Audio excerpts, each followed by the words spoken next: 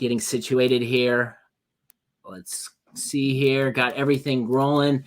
Want to welcome everyone today to the event. I feel like we have been promoting this event for the last several months, but in all actuality, it's been only a few weeks, which is crazy. Today's event is how to run laps around your competition with content distribution.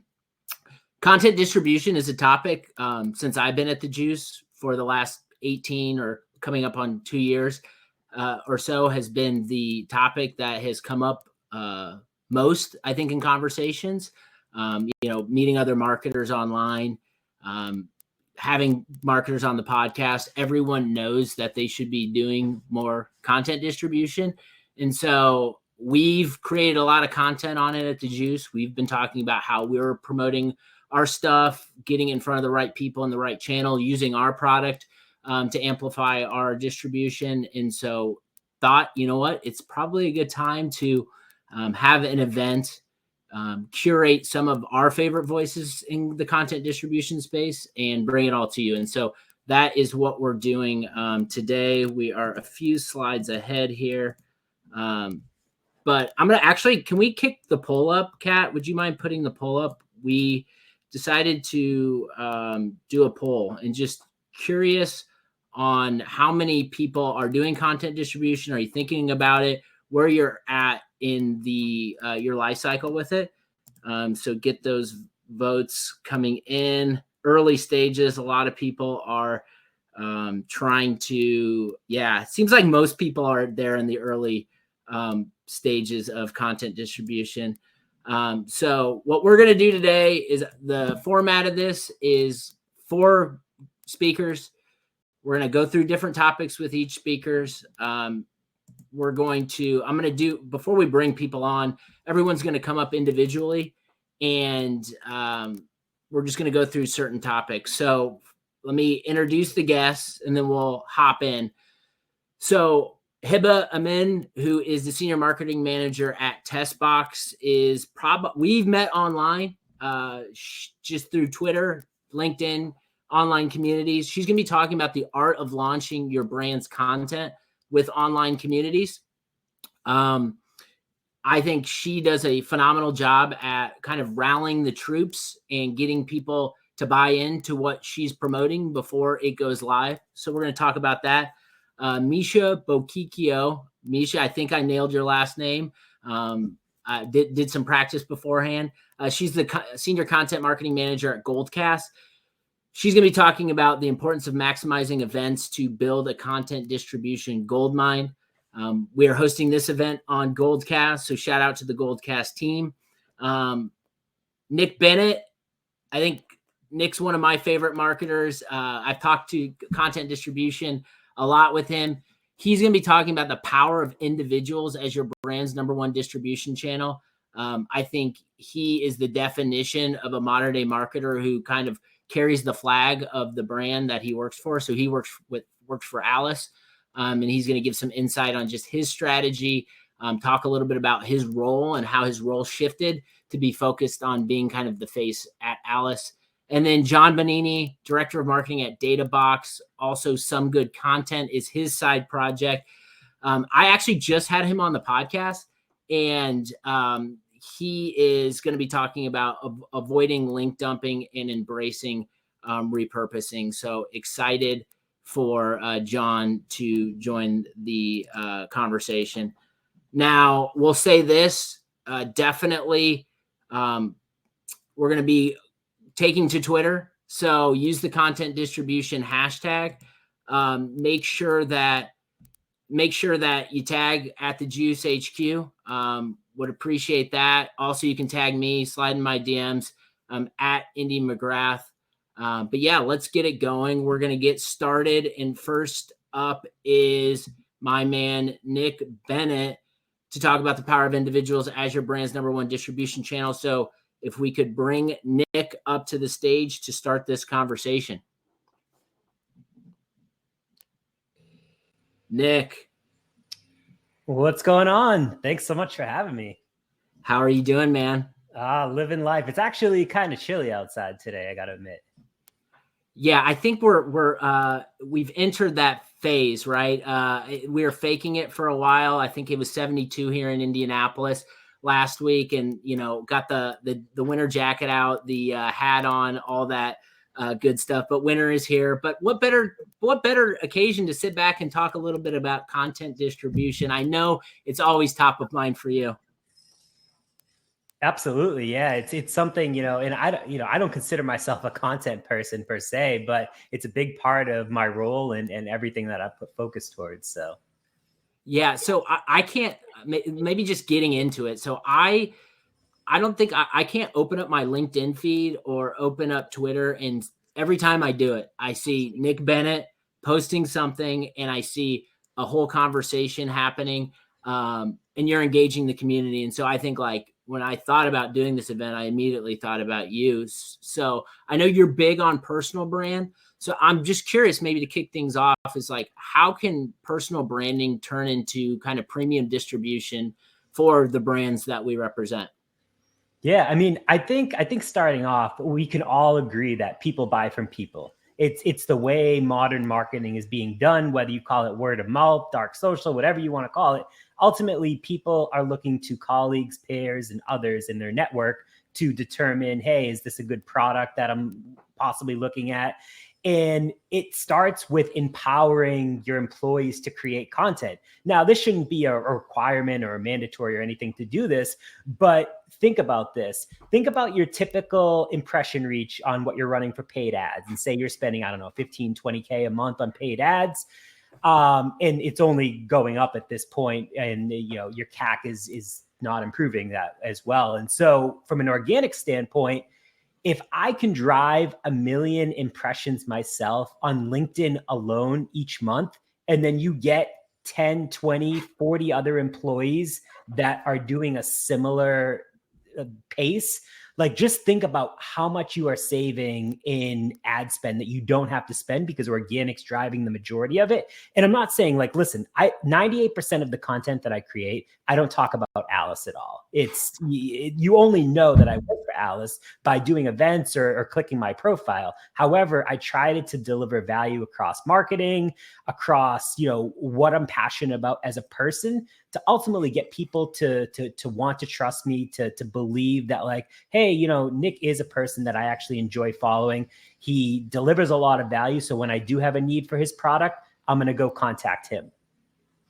I love this. And so I think what I'm curious about is the fact that to try to get a organization to do a mindset shift of saying, you know what, we're going to take this money away from paid advertising and we're going to put it into just letting someone like Nick Bennett go be the face, go be the individual front and center for our brand. Like, that takes a little bit of a mindset shift.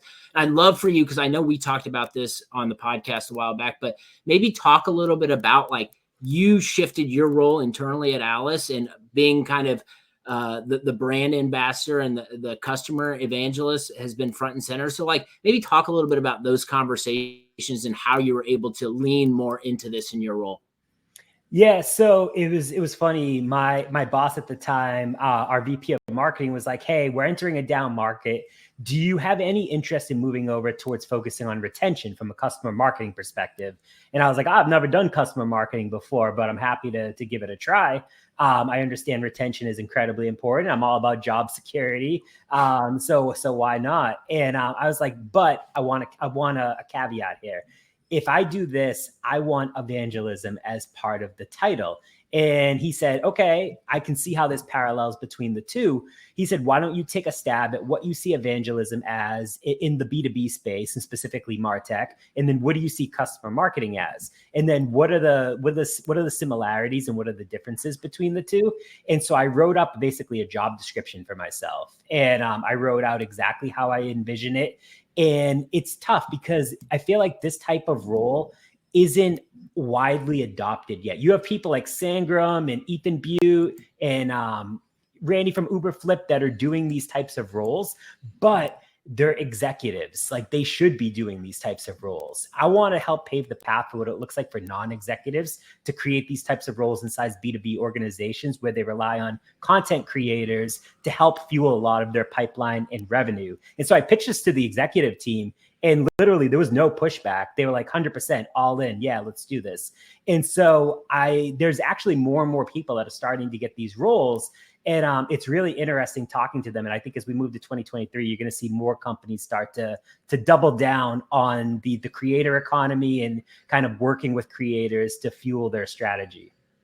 So what you've built and what you've done doesn't happen overnight. And I know you've laid a lot of groundwork, but I'd love for you to share any advice when you're thinking about someone like you as kind of your brand's primary or one of your brand's primary distribution channels. Like, where do you think like individual brand ambassadors should be spending their time? Like, what kind of things should they be focused on?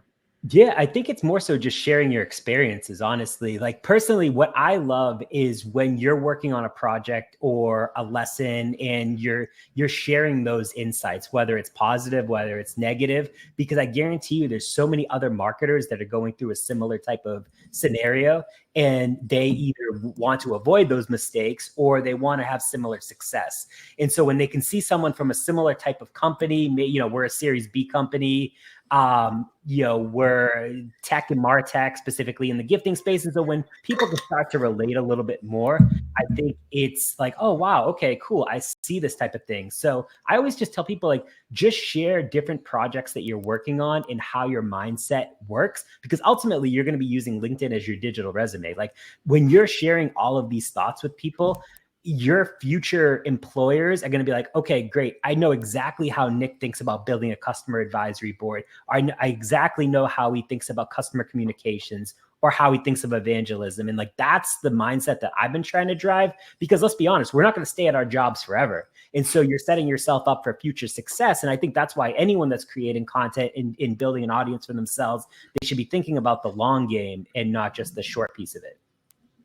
I love it. I'd love for you to hit on just the attribution of it all. So, like, I'm sure there's a lot of CMOs, CEOs out there when they talk about like, hey, I want to do this thing where I'm going to like be the voice, be on LinkedIn, get all these impressions. Like, they're saying, yeah, that sounds cool, but like, how does this matter to pipeline? Like, how is this going to impact sales? I think a lot of people have struggled with it. What I've learned from you is that like you're very mindful of that, and you have built kind of a system to kind of measure the work you're doing back to actual sales revenue. So talk a little bit about that, like foundation building, like what you've done and how you track like your individual posts and just your overall value in your role and what that matters to, revenue. Yeah, absolutely. So I think it started by, changing our demo form to the "how did you hear about us" field. So making it a required field, because as marketers, we love to put people in boxes. And so, I mean, I'm sure we've all gone to a demo page before. You hit the drop down, you click whatever that first thing is. It's usually like Google. And so that's what gets attributed in a lot of cases, but that's actually not the case. So when you get the "how did you hear about us" and you make it required, and someone says, I heard about you at the Juice event that was on Goldcast, but oh, by the way, I listened to your podcast, and then I came to your website, and then I filled out a demo form. Cool. Okay, now you know all the steps that attributed what that was. And I can tell you on a regular basis, I probably see about 2 to 4 inbound demo requests per week that specifically call out my name from LinkedIn. And that's just what is actually people putting down. There's, I'm sure, things that have fell through the cracks, but I will do $1 million myself this year in pipeline generated just organically from creating content on LinkedIn. That's a pretty staggering number. Have you thought about packaging this up and writing a case study on it? Because I'm sure some other people would want to learn from your playbook. Yeah, I have. Yeah, I've been starting to do a lot more blog writing actually for some companies. So we'll see. And I have a newsletter now that I've been starting to do some writing as well, which is new to me. But I realize you don't own any audience on any social media platform. So build yourself an email list. Hey, we're marketers here. Go ahead, plug the newsletter. Where can people sign up for it? Yeah, so it's called The Marketing Evangelist, and LinkedIn is definitely the best place. We've only released 2 episodes, but it's myself and Arthur Castillo from Chili Piper. We're kind of tag teaming it and sharing thoughts around evangelism in the B2B world. Amazing. And before I let you go, we're doing these quick hits, and I'm going to bring you back up for Q&A at the end. But maybe just one piece of advice for anybody out there, someone who's out there grinding, who's posting regularly on LinkedIn, who's representing their company and wants to more formalize kind of the work they're doing. Like, what would you share based on your experience? Yeah, I think consistency. This is something I've been at for almost 3 years now. So it didn't happen overnight. And the other piece is don't compare yourself to others. So many times I would try to compare myself to Chris Walker or Justin Welsh or Dave Gerhardt. And like, you see the impressions that they're getting. And I'm like, why am I not getting that? But then there's so many people that come to me and be like, well, I wish I could do 1 million views in a month as well. I get like 10,000. And so I think it's just staying humble and like not comparing yourself to others, because if you do, you're immediately setting yourself up for failure. That's a tough company to compare yourself to. So a very good piece of feedback. Nick, thank you so much. We'll have you back up here in a little bit to answer some questions from the attendees out there. But thanks so much, man. I learned a ton. Thanks. All right, next up, we are talking about the importance of maximizing events to build a content distribution goldmine. And that is with Misha from Goldcast. So Misha, can we get you up on stage? What's up? Can you hear me okay? I can't hear you. Oh, because I Oh, you were being a good guest, and then now it's your time to shine. Oh, classic. Yeah. Can you hear me now? Yep. Nope. I am here. I just don't know how to use my own platform, apparently. Oh man. Well, I'm excited you made it. Excited to talk with you. By the way, incredible guitar there in the background. Looks like maybe a Gibson. Yes, I think it is. There's actually 2. There's another one hiding back here. Purely ornamental, allegedly my significant other plays, but I have yet to be serenaded. So they make really good conversation starters though. Absolutely. So I want to talk about events. I want to talk about distribution. I think about all the work and effort that went into this event, the planning, the organizing with guests, the getting familiar with the platform, the execution of the event, all the follow-up on the other side. I think, they take up a lot of time, energy, and resources. How do you think, just from like a distribution perspective, we can make sure that we're maximizing the shelf life of each of these premium events that we're hosting? Yeah, so I appreciate you started with that, because events are a lot of work, full stop. So kudos to anybody that does events, in-person, hybrid, digital. It's a lot of work. And I've definitely worked at companies where like, hey, just run some webinars, like no big deal, right? So definitely a ton of work for the folks that are doing this. I think there's a few things you can do to kind of maximize what you're getting out of your digital events. So first things first, sounds obvious, but really important to make sure that your topic is impactful. So why are we doing this? Again, I've worked on teams where they're like, hey, we should just do a webinar about this. I think it's really important anytime you're doing anything to ask why and get to the bottom of that and have some real goals around what you're trying to get out of it and be specific. Your goal shouldn't just be like, oh, we want to generate some leads. It really should map to something. Even better if it's part of a larger integrated campaign. So this is where you can really get some bang for your buck out of your events. And then also, again, not the most revolutionary tip here, but document and templatize your process for how to repurpose and distribute your event content. Do not try to do this on the fly. Documenting your entire process really helps folks understand the amount of work that does go into creating all of these different assets that you're going to make from your event. It can open up opportunities to automate, outsource, or just cut things that people are like, wow, yeah, we're actually not going to use that. And it also ensures folks now know about your event and all the content that you're creating around it and how you're going to use it. And then, of course, super important, have an on-demand strategy. This, again, is not the most revolutionary advice here, but we actually recently did a survey. It's not live yet, but we're launching it very soon. But teaser, not shocking, 98% of people say they expect event content to be available on demand after. And again, this shouldn't be an afterthought. This should be, are you going to send them back into the event for viewing? Great. Are you embedding the video in a blog post? Great. Are you putting your video assets into a video library? There's no right or wrong answer here, just having a plan and making sure everybody's aligned on what the plan is. And then, of course, the same applies to your distribution. Don't just host an event and then wash your hands of it. There's all this other content that you can get out of your events to then feed all of your other channels.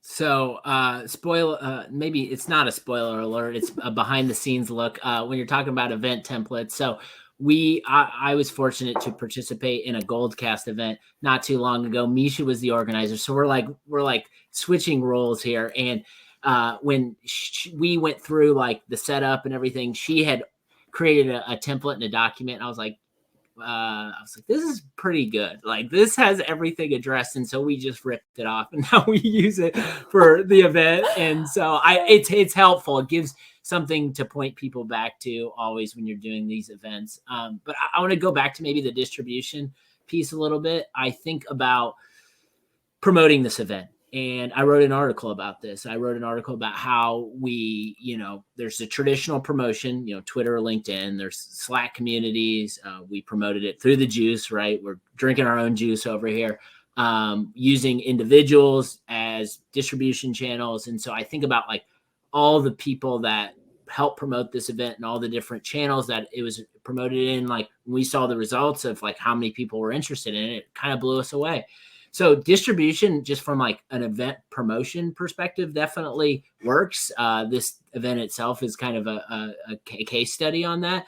I'm curious, just how do you think about event distribution, maybe like post-event or any other thoughts that you have just in terms, I know you're doing a lot of events over at Goldcast, and how are you making sure you're maximizing each of those? Yeah, so I think it's really important to just kind of like level set and acknowledge that events are content. And it's a lot of times what I found, I've done a lot of customer interviews and customer stories, and a lot of times events kind of live in a silo or they live across multiple teams, but there's not really like a strategy, right? So definitely loop in your content folks for your events. This will unlock so many good ideas to make your event content even better. But then thinking about it like it is content and thinking about your events and your content as part of, like I said earlier, an integrated campaigns where there's multiple stakeholders involved. Your entire team is working towards one message and one goal. So thinking about, the distribution pre-event, like you just mentioned, Brett, promotion, getting in front of the right people at the right time, so important. I think also kind of in the mindset of, a lot of teams right now are struggling, budgets are getting cut, folks are being asked to do more with less. So being intentional about your resources and your efforts here, I think is really important. It doesn't have to be overly complicated. Distribution sounds like this whole complicated thing, but it doesn't have to be. You don't have to go all in on all of your channels everywhere. In fact, I would argue you should not do that, but meet folks where they are. And I think a really good example of this is the folks at Metadata for their demand event. I could not log into LinkedIn for like a week straight without seeing something about their demand event. They did a really great job of making sure every speaker, everybody internally on their team, their partners had really nice assets. They had copy to use, and they took over LinkedIn. They went all in on a platform where they knew that their audience lives and made a big splash. So I think that's a great approach. I think thinking about after the event, again, thinking about extending your shelf life and distributing your content, make it easy for folks to enter, your content ecosystem. So events are content. It's kind of a big cornerstone piece of content that you then transform into different formats, video clips, ebooks, guides, whatever, you want to create out of that. But it's just a gold mine for you to kind of support and feed your campaign for weeks or months into the future. I think an interesting use case of this was, I couldn't dig up the link. I'd love to share it. But a few years ago, Buffer did an audio first conference called Built to Last. So it was an event, but it was audio first. So they had where people could go listen to the event sessions like a podcast, but they had some live events throughout the day, like Q&As with speakers. They repurposed that into blogs. It was just kind of an interesting spin on the idea of an event. And they did some really interesting creative promotions and distribution with that. So again, it's not just, events aren't one and done. It's event is big content, and then you turn it into lots of other content that feeds your strategy. Events are content. It's as simple as that. Maybe before we let you go, I'd love to understand just your space you operate in as a marketer who works at a company that empowers these digital events and digital experiences. I'm sure you are all on like the cutting edge of talking about just what's next, what's new, distribution playing a role in that. Like, what excites you the most as a marketer when it comes to thinking about digital events and distribution? Yeah. So, I think a lot of times when folks think about content, they think about somebody who manages a blog. I'm in, a slightly unique situation at an event, platform company. But, my role is very much ingrained in events, and I almost think event first. And I position events as we have a campaign. We're going to do some type of event around this campaign. And then I also work with other folks to kind of figure out, like we mentioned, what's our ebook? What video clips are we going to pull out of this? What blog posts are we going to pull out of this? And how are we going to promote and distribute that in, our newsletter? What's, a gated asset we can use for this? What's our ad strategy? So really, I'm excited about just the future of events and how it's becoming so much more accessible, and content folks are finally kind of having a seat at the event table. Awesome stuff. Misha will bring you back up later in the program, but want to thank you so much. Love all the insights on distribution and events. We'll talk to you soon. Bye. Don't forget to go social. Use that hashtag content distribution. Tag the Juice HQ. Tag me at Indy McGrath. Anything you're hearing out there. I'm going to be pulling up my Twitter machine after we're done with this, seeing what's been going on. Want to bring Hiba up to the stage. Hiba is going to be talking about the art of launching your brand's content with online communities. Give her a second to join here. Hiba, welcome. How are you? Hey, I'm doing good. How are you? I'm doing well. I had to invite you to this event because I have seen you work at a couple different companies, and I've seen you launch things, and I find it very cool. Maybe it's because you've tapped me on the shoulder to be involved with it at some level in some of those instances, but I think there's something really powerful about like you engaging with the community, you like sliding in a DM, say, hey, can you write this? Hey, can you help launch this? And then when it comes to that point of like it's launch day, it seems like there's just like not just the company involved, but there's so many different people out there promoting your message. And I think it works, and it's worked effectively. So maybe like we start here, like how should we think about content distribution when we're building our launch plans? Because I would imagine you're thinking about that when everyone's talking about like what we're going to do, when we're going to do it, and when we're going to go live.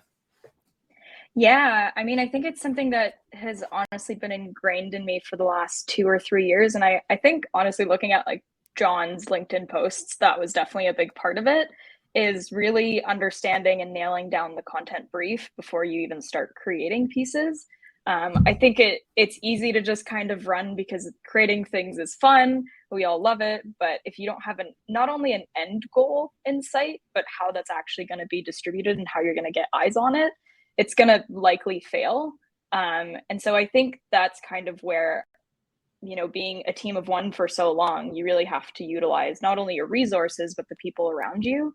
And even similar to what Nick was saying around people buy from people, I think people also just want to support the people that they admire, that they respect, that they are just like friends with, or even friendly with. And so personally, maybe it's by necessity that I've had to use my network, but I think it's just been really fun to build meaningful relationships with a lot of people. Especially, I guess, would probably be within marketing, because that makes a lot of sense. It's where I personally can add value, and then just see it come to fruition. And I think it's a very two-way street where I'm equally there to support people when I can, And it's not something that happens overnight. It's something you build over time. It's something that will help with your distribution, but it's something that will help with your career and your sanity and all of these different things. And so it's just a really natural maybe approach for distribution for me, because it's more fun. I don't know. It's like very human. It is more fun. And so I was thinking about this before we went live here. And I was thinking about, how did we meet? And I was thinking about it, and it was, I think I was talking about content distribution on Twitter, and then Dominic Kent was like, grabbed the hold of it. And then I met this guy, and we started talking. Next thing I know, he's on the podcast, and he's like, who you should really meet? You need to meet Hiba. And so like we connected, and then it's just like this ripple effect. And it's amazing because it's like, we're all in the similar space, and we all have things to launch. But it's always nice to turn to your bench and be like, hey, I'm doing this thing. Like, can you help it out? I think that like it aligns with what you're talking about. And I think you've just done a really nice job of that. So maybe like talk a little bit about communities and like the role communities play. And kind of like, what are ways that you think about community when you're thinking about the, like, amplification before a launch? Yeah, I think it's so powerful because, again, like I think your distribution network just gets so exponentially big because not only are you leaning on your network and your audience, but now you're starting to kind of expand.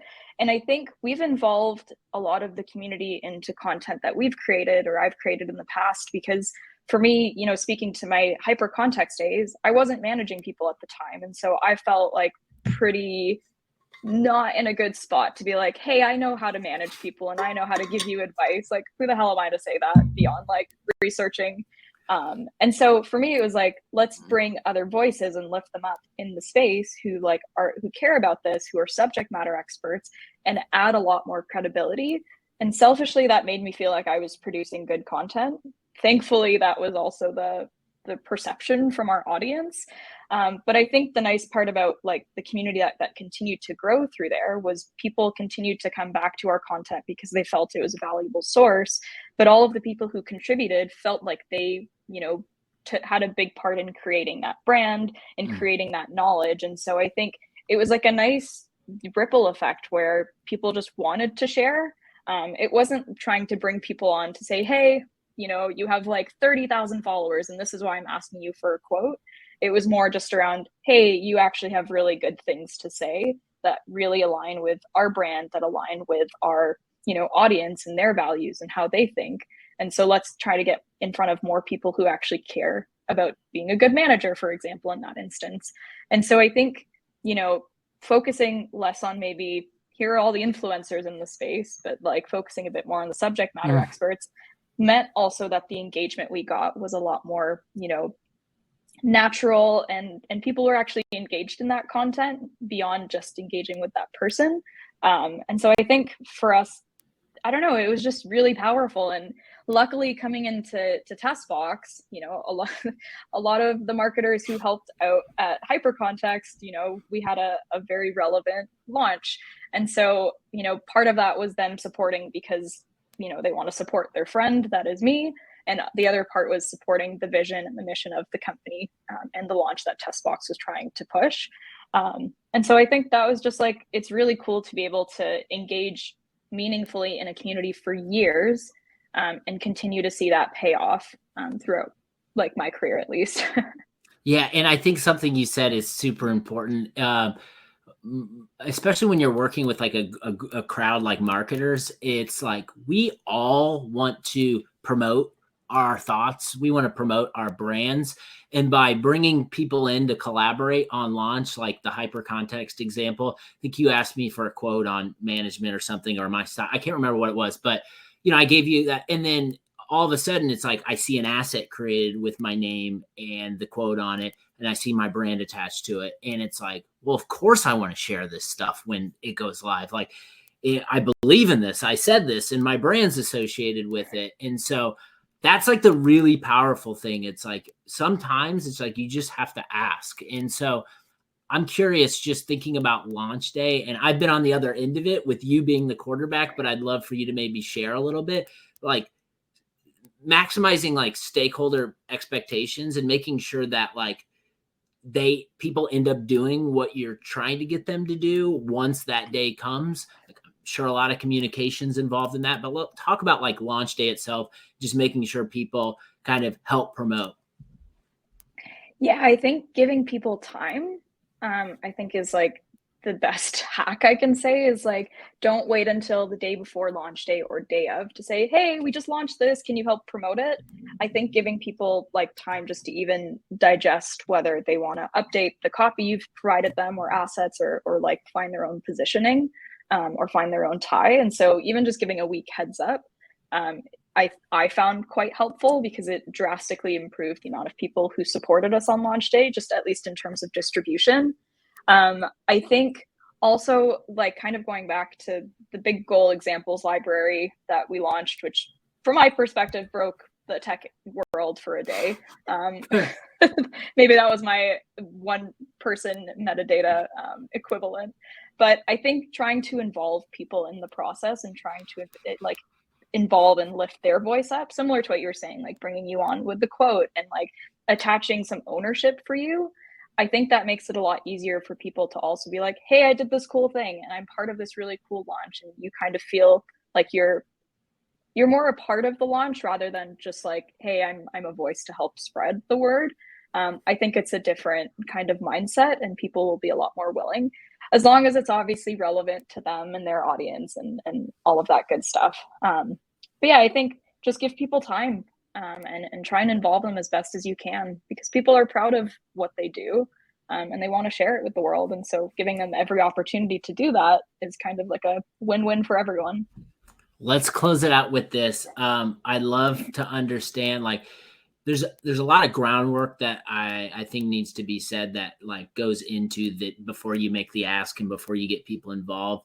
And that you can talk about the groundwork or you can talk about whatever you want, but I'm just curious, like what piece of advice do you have for anyone who wants to get started in kind of building those relationships, engaging with the community so that they can turn to those individuals to help with distribution once launch day comes? Like, what advice do you have in closing?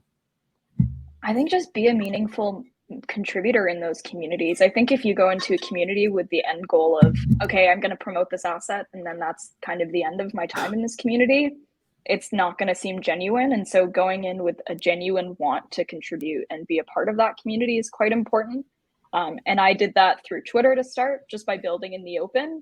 And that's kind of what helped me, either drive value to other marketers or start building those relationships and kind of expand within the leadership space too.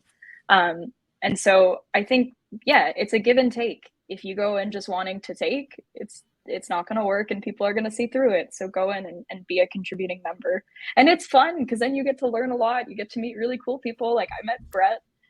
And so, yeah, I don't know. That's probably my advice. Yes, that it's a networking hack, and then look what happens. You invite your friends to events you're hosting, and you promote them, and it's one big circle of distribution life cycle or something like that. Hiba, thank you so much. We'll have you back on stage. Appreciate it. Thanks. All right, go follow Hiba. Make sure you check out her content. I always learn a ton from her. This is the fourth guest. We're running through them. This is quick hitting. John Bonini, he's going to come up on stage. He's going to talk about avoiding link dumping and embracing repurposing. I just had John on the podcast. I think everybody actually has been on the podcast.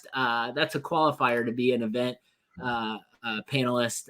But John's conversation was most recent. And I figured like this would be good for the event. So John, welcome. I think you have a lot of perspective on just kind of link dumping, distribution, the separation. Maybe like we start here. Like, so yeah, I like to throw rocks at that stuff all the time. So yeah.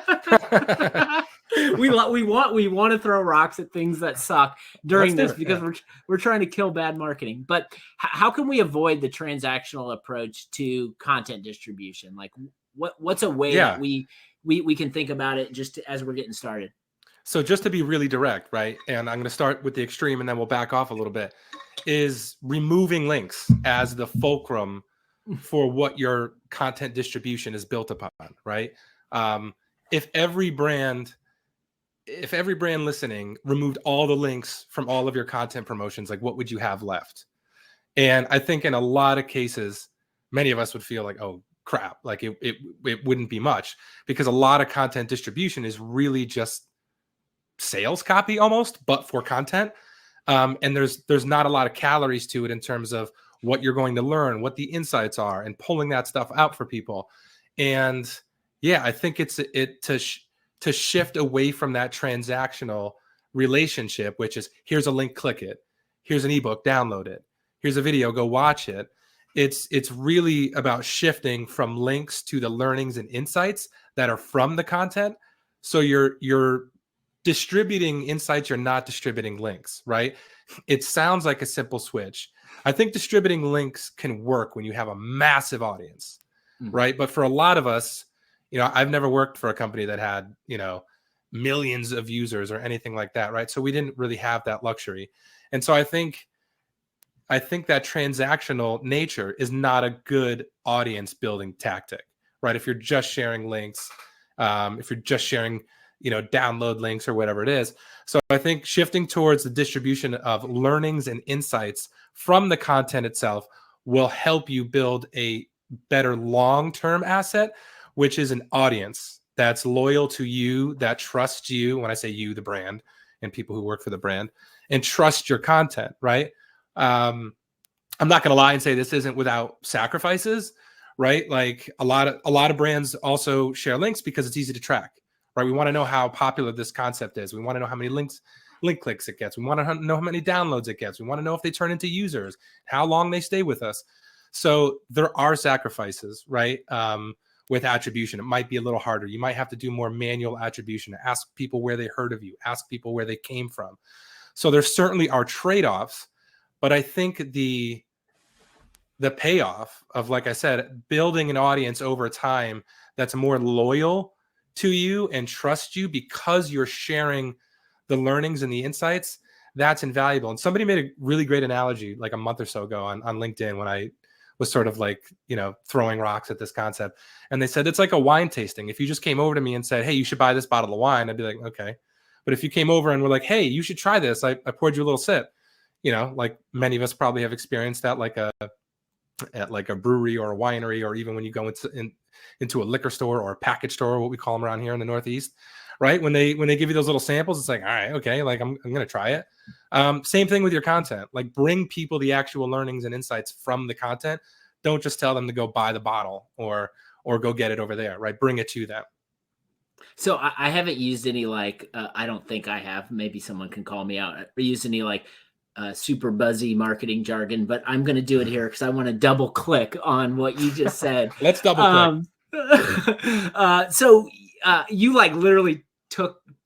I was going to go there and you already went there, but I think when you talked about no links, anyone from marketing ops listening, it probably sent chills down their spine. Right. Like, wait a minute. How do we can't track this? To me, it's more of it's a mindset shift inside your marketing team and inside your organization to move that direction. And I would say it takes probably a lot of planning, conversations, and internal buy-in. I know you've gone that route to approach your distribution that way. What are some maybe pieces of advice that you'd have? You kind of gave the benefits, but the managing it of internally so you can get off the ground. What are some of the types of things people should be talking about with their team when getting it off the ground? Yeah. So for an example, we have a podcast at DataBox called Metrics and Chill. And I'm going to let that sit for a sec because we're really proud of the name. But so what we've been trying there is creating dedicated pages. This isn't anything revolutionary, right? Like podcasts have been doing this forever, like the bigger ones, is having specific URLs that will promote on the podcast. So if people click them and go back, we know that that's where they came from, right? So there again, all of these sort of solutions are more manual and create more work. But also at the same time, there's a part of it that, and I'm not even really doing it this way yet, but I admire what they're doing at SparkToro, and that they're just screw it. We don't care about attribution. We had Rand Fishkin on the podcast recently, and he was basically yeah, we don't really track those things, clicks and traffic from. So we know it's working because there's a lot of engagement on social, and they're seeing sign up growth and traffic growth, but they're not obsessed with seeing where every single lead and visitor came from. And again, not every brand, myself included, like has that luxury to say like, oh guys, we don't care anymore. We're like new strategy. But I think there's a piece of it that too, that there are going to be pieces of it that just like, listen, this is gonna be harder to measure. And we've set that expectation inside DataBox with our podcast, and we've actually had buy-in from our CEO, and people are like, no, we get it. We get the value. We get that it's going to be harder to measure, but we know that there's a decent listenership here, and we know that it correlates. And again, there's creative things you could do, creating dedicated landing pages, sharing, UTM track, right? There's things you can do, but a lot of it is more manual, and you kind of got to circle the block a little bit. It's much, much harder and less direct than just dropping the link, right? And saying we could track how many clicks came from that, right? So yeah, it's Yeah. I think it's going to be different for each team. Every team and every executive has a different tolerance for this kind of thing and a different sort of appetite for what they want to track. I love that. I love you calling out that it's different everywhere, because that's super important. So I think you got to understand the people you're trying to position the strategy towards, and make sure you're saying the right things and also proving the results and value. I want to talk about like the ways, like some effective ways that brands can distribute and repurpose content across different channels. I would imagine the way you think about it's different based on channel, but share a little bit about your experience and what you're finding is working. Yeah, so we've actually put together like a little blueprint, using Asana that has like different templates for different distribution promotions that we could send out, right? And so the 5 that I feel like I've seen work, this is just from my own promotions over the years, seeing what works on LinkedIn, seeing what works on Twitter. Those are the primary channels I'm talking about here. And so there's 5. And I'll run through them really quick, super tactical. The first one is sharing the recipe. I like to say that when people read recipes, they often get hungry, right? When you're reading all the ingredients and you're reading about the mixing and all these things, you're like, oh, now I'm hungry. Now I want whatever it is, right? The same thing could happen with your content, right? When you describe, like, my team has been working for months on putting together this resource, and we reached out to these 3 people, and we curated data on this. And so when you talk about like what went into the content creation, especially if it's a big pillar piece, that alone is a really good distribution play, because you're drumming up excitement, you're creating buzz, and you're sort of like baking that value right into it before people even see it, right? And most people listening have probably seen posts like that and be like, oh, like you're going to recognize that in the wild now. You're like, yeah, people do that all the time. And so sharing the recipe is one. Now, once the content is live, sharing one takeaway and some examples, right? This works good as a Twitter thread. It'll work good as a LinkedIn post. Pull one takeaway from the post, and then some examples of maybe it in the wild, or examples of other people doing it, or examples and use cases of it, or even your analysis of that one takeaway. Third one, share one data point and your analysis of it, right? So it could be a data point you curated, could be one that you collected, original research from your own company, but share one data point and your analysis of it. Fourth one, share one quote from the post and either an analysis of that quote or further context. And then the last one is share a roundup of all those takeaways, data points, or quotes. So if there's 5 in the post that are great, there's 5 separate takeaway posts that you can post. Then weeks later, you put them all together in a roundup post, and you're sharing all 5 takeaways at once. And so those are like 5. And there could be like endless ways you do this, but those are 5 that I feel like I see most common, and that just almost work, are guaranteed to work. If you're, if you put the thought into it. But yeah, those are the 5, and I have those written other places. I'm happy to share that afterwards with folks. I have resources people can read on that. But those are the 5 that I've been talking with my team about. Those are the 5 that I've sort of been playing with myself. And yeah. How does that approach, like those 5 things, how does that change, or does it change the type of content that you're creating? It's a great point.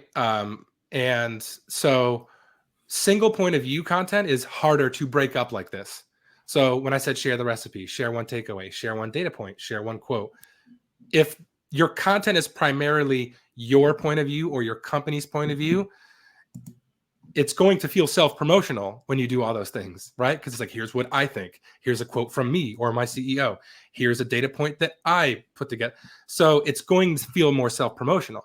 But when you approach your content less like a columnist and more as a reporter, and that means going out and interviewing your customers or interviewing people in your target audience about the challenges or the topics that you write about, get their insights, get some data points from them, learn about their experiences. So that way, when you go through, the content will have natural breakpoints. Oh, we have 3 quotes in this post from people in the market. We have a couple data points that we collected from people in our industry that ran surveys on this. We have takeaways from the people. We have quotes from the people. So when you're building your content more around the market and their experiences, their data, and all these things, and you're approaching the content more as a reporter and less as a columnist, the content will be set up to be broken up in the way I just described and distributed that way. If you just have single point of view, how-to content, like a lot of companies do have, it is a little harder to break up your content that way, but it could still be done. So we're going to bring up everyone here in a second. Before we do, you just shared so many gold nuggets on this. Hopefully people have their notepad out and they're taking notes. Maybe like, what is closing it out, like one piece of advice based on what you've said, or maybe what you haven't said yet, that if someone wants to get started with this approach, that you direct them towards? Try it once. All of you probably have a piece of content in your backlog right now that's already kind of fleshed out, maybe not written yet. Take that one, do it once, and be like, let me manually reach out to 3 people either in your audience already, they could be current customers, or people that you would want that would make an ideal customer. So sort of like ABM-ish, reach out and get some quotes on that topic instead. Do it one time. It might take longer. You might not have a good process for it. You don't really have like the muscle memory for this yet, but just do it one time and just see how it works, and go through the distribution process, work with the people that you feature to help you promote it, and just do it one time and do it a second time. But just start with that first time and do it manually for now, and pick a piece of content in your backlog right now that you think could work and just try it. Now is a good time, especially when things get quiet for the holidays, to start testing. John, this was amazing. If we could we got some questions. I see them. If we could bring Hiba, Nick, and Misha back up, we're going to be one big happy content distribution family here. There we go. Now it's a party. Oh, we got the whole crew. Okay.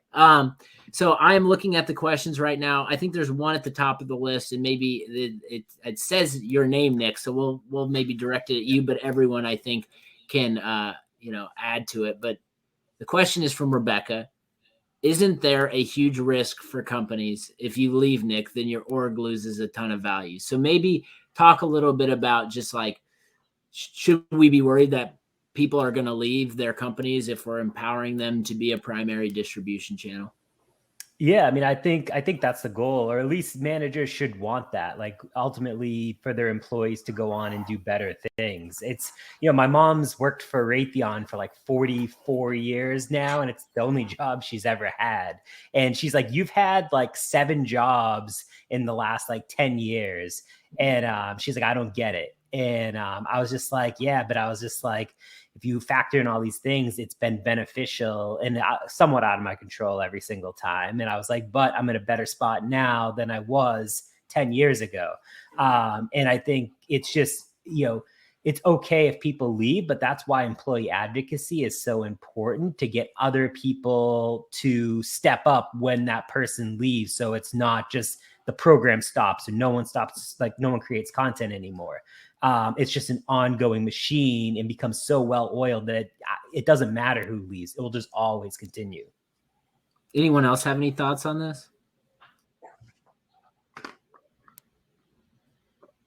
Next question. All right, let's move on to the next question. We're going to hit a few of these. This comes from Jim. How do you balance the content that drives a lot of views / engagement versus super valuable content that might not drive 1 million views, but teaches concepts and add values? Jim, that's a great question. Who's got thoughts on that? I can talk. I think a really simple answer is, what are your company goals or your team goals? And that kind of maps out. I think for me, typically I've been on very acquisition driven teams. And so at the end of the day, we want qualified signups. And so would I rather a post that has 1 million views or a post that drives 10 times more signups and qualified signups? I think the equation is quite simple at that point. At Hypercontext, we never went for like these big keywords because for a while it was just me. And so how do you kind of balance your time and effort? And we saw the most success when we looked at long tail keywords, which if you kind of put meetings as a keyword versus like one-on-one meeting agenda template, I think the search volume is going to be drastically different and the views on that piece is going to be drastically different. But one is going to kind of target and satisfy something that is much more natural to bring the right people in and the right people for our product who would want to be successful. And so maybe that's not a very simple answer, but I think it just maps back to your goals, because otherwise it's really easy to live in vanity metric land and not drive real results. We got to get out of vanity metric land. That's not good for anyone. And your sales team will end up, talking smack behind your back or on Slack and back channeling whatever work you're doing. We need to kill that. Anyone, before we move, we've got a couple more. Anyone want to comment on that at all? John, I have one super tactically for you about someone calling out the fact that you put links in the comment section on LinkedIn. And is that the best route to go? Yeah, I don't think so. Just to back up, I don't think putting links is bad. If you're using the link as the main fulcrum of your content, that's what we have to move away from. You can put links to promote your content, right? We got to but if you're including learnings and insights in the distribution of it, and the link is sort of almost like an afterthought, like, oh, and by the way, if you want to check out or read more of the post, here it is. So yeah, I don't think including links is so much the point here. Even when you hear SparkToro talk about zero-click content, they've said, no, you could put links. It's just, the point is putting the value up front, having that be the fulcrum of your distribution, not the links. Whether you include it after the promotion is full of calories and has really great insights and takeaways from the content, I don't think anybody would argue. In fact, I think the link is more valuable in that regard, because then people want to check out the full post or resource. Awesome. That we're going to have one more, and this is I'm trying to synthesize a bunch of different questions I'm getting, and this is my curiosity too, because I got to drive the last slide before we go home, or my team's going to be like, Brett, you missed the last slide. So we're going to hit this one hard.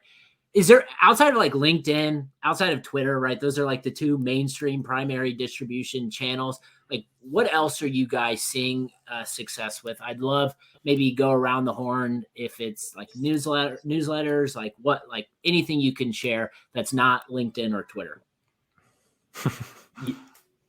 Yeah, I can jump in. So for me, it's TikTok.